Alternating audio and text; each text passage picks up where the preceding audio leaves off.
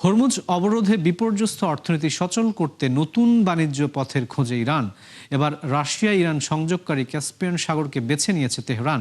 এর মধ্যে 4টি বন্দরে বিরতিহীন কাজ করে যাচ্ছে দেশটি, যাতে করে তেল বাণিজ্যের পুরোটা না হলেও কিছুটা সহায়তা নেওয়া যায় এই জলপথ থেকে। বিস্তারিত জানাচ্ছেন নাদিয়া ইসলাম তুলি।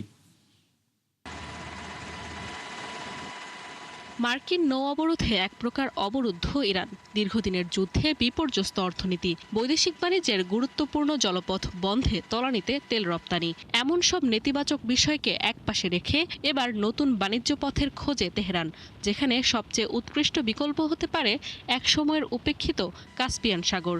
দেশটির বাণিজ্য সম্ভাবনার নতুন দ্বার হিসেবে সামনে এসেছে রাশিয়া ইরানকে সংযোগকারী জলপথটি।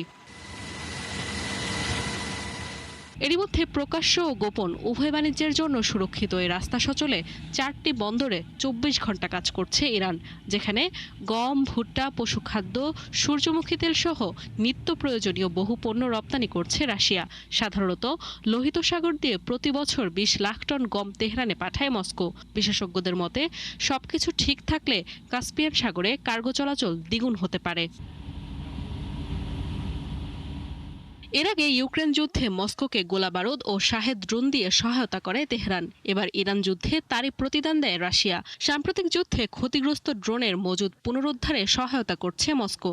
এছাড়া কাস্পিয়ান সাগর দিয়ে ড্রোন তৈরির নানা সরঞ্জামও পাঠায় দেশটি। মূলত গেল বছর স্বাক্ষরিত এক চুক্তির আওতায় প্রযুক্তি ও কৌশলী আদান প্রদান করে যাচ্ছে দেশ দুটি।